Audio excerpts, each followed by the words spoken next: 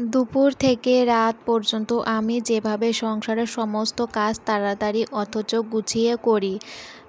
Hello everyone, কেমন আছো সবাই? আশা করছি সবাই অনেক ভালো আছো, সুস্থ আছো। আমরাও ভালো আছি।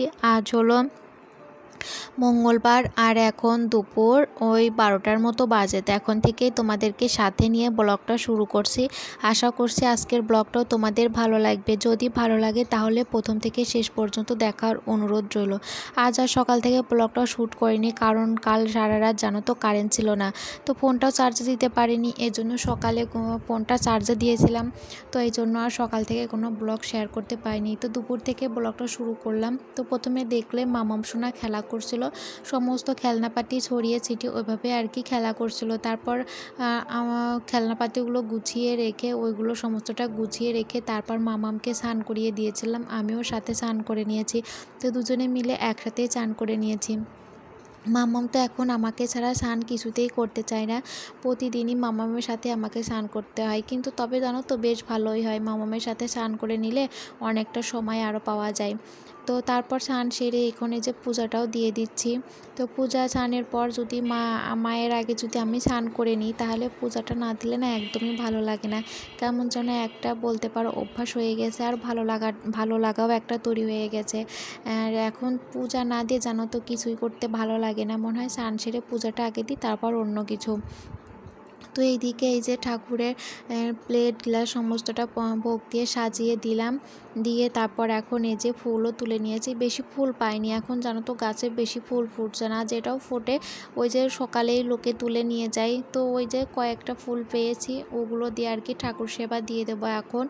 আর এখন তো বৃষ্টি হচ্ছে, প্রচুর বৃষ্টি হচ্ছে কয়েকদিন যাবৎ, এখন বেশ ভালোই বৃষ্টি হচ্ছে। তো এই বৃষ্টির কারণেও অনেক ফুল ফুটছে না। তো এই যে আমাদের বাড়ির ভেতরে ছোট ছোট যে এই যে সাদা ফুলের যে গাছ, ওইখান থেকেও কিছু ফুল তুলেছি। আর ওই যে হলুদ জবা পেয়েছি একটা, লাল জবা পেয়েছি একটা, সাদা জবা পেয়েছি একটা। তো এগুলো আর কিছু নয়নতারা ফুল তুলেছি। তো এগুলো দিয়ে এখন ঠাকুর পূজা দিয়ে দেবো। আবার কবে থেকে যে অনেক ফুল দিয়ে ঠাকুর পূজা দিব সেটাই ভাবছি। আমার অনেক ফুল দিয়ে ঠাকুর পূজা দিতে না জানো তো ভীষণ ভালো লাগে। তো এই যে দেখো ঠাকুর পূজাটা এখন দিয়ে দিচ্ছি, সমস্ত ঠাকুরের আসনে ফুল দিয়ে সাজিয়ে দেব। এবার ঠাকুরের চরণ, তারপরে ঠাকুরের আসন পুরাটা ভরে পুজো দিতে আমার ভীষণ ভালো লাগে। মুক্তা দিদিভাই কমেন্ট করেছো, চলে আসলাম দিদি সোনা আপনার বাড়ি, আপনার ভিডিও দেখার জন্য।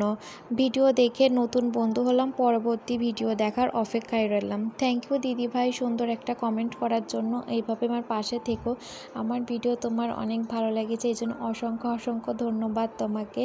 এইভাবে আমার পাশে থেকে যেও। মামনি ব্লগ থেকে দিদিভাই কমেন্ট করেছো, তোমার ভিডিও প্রথম দেখলাম, খুব ভালো লাগলো। থ্যাংক ইউ দিদিভাই সুন্দর একটা কমেন্ট করার জন্য। এভাবে আমার পাশে থেকে যেও। আরও কমেন্ট করেছো ব্লগস প্রিয়াঙ্কা আইডি থেকে দিদিভাই। থ্যাংক ইউ দিদিভাই, তোমাকে অনেক ধন্যবাদ সুন্দর একটা কমেন্ট করার জন্য আর আমার ভিডিওটা দেখার জন্য।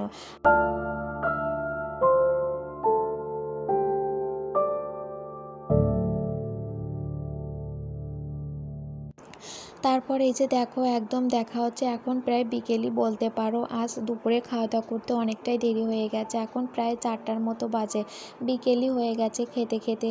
তো দুপুরের দিকে মানে একদমই খেতে ইচ্ছা করছিল না, তো এই জন্য একটু দেরি হয়ে গেল খেতে।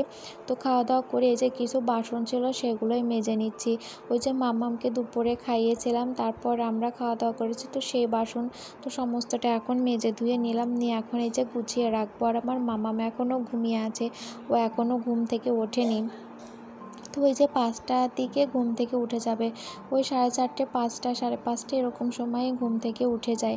তারপর বাসনগুলো গুছিয়ে রাখলাম, আর কয়েকটা জামা কাপড় মেলা ছিল বাইরে, তো সেগুলো এখন তুলে নেব। বেশি মানে আর গ্রিলের উপর আরও দেখতে পাচ্ছ ওগুলো এখনও শোকায়নি, ওগুলো পরে তুলবো।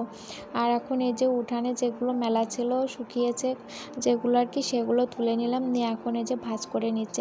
আর জানো তো বাইরে বসেই ভাঁজ করে নিচ্ছি, যেহেতু মাম্মাম সোনা ঘরে ঘুমিয়ে আছে, লাইট জ্বালানো গেলে যদি উঠে যায়, তো এই জন্যই আর কি বাইরে বসে ভাবলাম ভাঁজ করে নিই। কয়েকটাই তো জামা কাপড় আছে, তো এই জন্য ভাবলাম ঘরে আর যাব না, এখন বাইরে থেকে একবারে ভাঁজ করে নিয়ে যাব। তো এখন তার খুব একটা বেশি জামা কাপড় কাচা ধোয়া হচ্ছে না, মাঝে মধ্যে অনেকটা পরিমাণে জমে যায়। আর যতই বৃষ্টি হচ্ছে এখন ভেবেছি যতই বৃষ্টি হোক একটা দুইটা হলেও কেচে দেবো, জমিয়ে রাখবো না। ওই যে জমিয়ে রাখলেই বেশি হয়ে যায়। তো যতই বৃষ্টি হোক না কেন ওই একটা দুইটা জামা কাপড় হয় প্রতিদিনেরটা প্রতিদিনই কেচে দিই, যাতে খুব একটা বেশি না হয়। তারপর এখন সমস্ত জামা কাপড় যেগুলো ভাঁজ করলাম ওগুলো এখন গুছিয়ে রাখবো। তো আলনায় কিছু জামা কাপড় থাকে সেগুলো আলনায় গুছিয়ে রাখলাম। তো এখানে আর কি বাবা মার জামা কাপড়ই আর কি থাকে, তো সেগুলো এখানে গুছিয়ে রাখলাম। আর মামামের আর আমার জামা কাপড় তো এই যে এটার মধ্যে থাকে। তো এখন মামামেরগুলো ভালো সুন্দর করে এখন এই যে গুছিয়ে রেখে দিলাম, দিয়ে তারপরে যে পর্দাটা টানিয়ে দিলাম। এই পর্দাটার জন্য জানো তো খুব ধুলাবালিটা ভিতরে যায় না, জামা কাপড়ে একটুও ধুলাবালি যায় না। তারপর এই যে দেখো এখন প্রায় সন্ধ্যা এখনও লাগেনি, তবে বাইরে প্রচণ্ড মেঘ করছে আর এতটা বৃষ্টি হয়েছে কি বলবো তোমাদের। তার জন্য অনেকটা অন্ধকার লাগছিল, কিন্তু সন্ধ্যা লাগেনি তখন। তারপর দুধ জাল দিলাম মামামের জন্য, বোতলে ভরে ফ্রিজে রেখে দিলাম কিছু।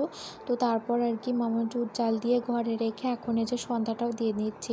তো বাইরে মনে হচ্ছে এখনও সন্ধ্যা লাগেনি, তো আজ একটু আগে আগে আর কি সন্ধ্যাটা দিয়ে দিয়েছিলাম। তো সন্ধ্যা দিয়ে তারপর মাম্মামকে খাইয়ে এখন এই যে রান্নাঘরে চলে আসছি, রান্না বান্না করব, রাত্রে রান্না বান্না। আর বাইরে যেহেতু প্রচুর বৃষ্টি হচ্ছে তো ভাবলাম তাহলে খিচুড়ি রান্না করি। আর বৃষ্টির দিনে খিচুড়ি খেতে জানো তো আমার ভীষণ ভালো লাগে। আর গরমের মধ্যে খিচুড়ি রান্না করতেও ভালো লাগে না আর খেতেও ভালো লাগে না, জানো তো কেন যে এমন হয় বুঝতেই পারি না। তো এই যে বৃষ্টি হলে একটু মনটা খিচুড়ি খিচুড়ি করে, ভীষণ ভালো লাগে। তো আজ মসুরির ডাল দিয়ে পেঁয়াজ রসুন দিয়ে খিচুড়ি রান্না করব, তার সাথে করব আলু ভাজি, আর খিচুড়ির মধ্যে দেব পেঁপে আর কাঁঠালের বীজ। তো আমাদেরই গাছের পেঁপে তো অনেকটাই শেষ হয়ে গেছে, পেঁপে প্রায়ই পেঁপে খাওয়া হয়, বেশিরভাগ দিনগুলোতে জানো তো পেঁপে খাওয়ায় বিভিন্ন তরকারিতে, আর বেশ ভালোও লাগে কিন্তু। তো এখন যে সবজিগুলো সমস্তটা ধুয়ে নিলাম, চালটাও ধুয়ে নিলাম, নিয়ে ওইদিকে খিচুড়ি বসিয়েও দিয়েছি, খিচুড়ি হচ্ছে, আলু ভাজাটা হয়ে গেছে আর খিচুড়িটা হচ্ছে। তো এদিকে বাবা এই যে চলেও আসছে, এই যে মরিচ নিয়ে আসছে, মরিচটা বাড়ন্ত ছিল, ডিম আনতে বলেছিলাম মামামের জন্য, ডিম নিয়ে আসছে, তার সাথে বিস্কিট নিয়ে আসছে। তো 2 প্যাকেট বিস্কিট এনেছে, তো মামাম 1 প্যাকেট নিয়ে গেছে আর 1 প্যাকেট আছে, আর শুকনা মরিচ এনেছে। তো ডিমগুলো এখন জায়গা যেটা যেখানে থাকে সেগুলো এখন গুছিয়ে রাখবো।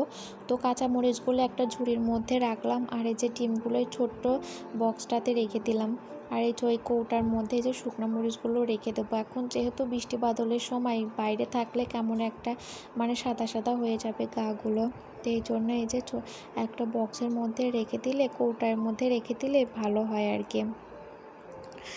তো এই যে দেখো আমার খিচুড়িটা টকবক করে ফুটতেছে, আর একটু হলে আর কি হয়ে যাবে। তো দেখো খিচুড়িটা আমার হয়েও গেছে, তো ঘরে নিয়ে চলেও আসছি, এসে এখন এই যে খাবার দাবার বেড়ে নিচ্ছি খাওয়া দাওয়া করার জন্য। তো বাবাকে আগে খেতে দিব, তারপর মামামকে খাইয়ে তারপর আমরা খাওয়া দাওয়া করব। তো আগে হলো বাবাকে খেতে দিব। তো বাবার জন্য খিচুড়িটা বেড়ে নিচ্ছি, গরম গরম খিচুড়ি। তো এই যে আলু ভাজাটাও দিয়ে দিলাম। তো আজকের ভিডিওটা এখানেই শেষ করছি।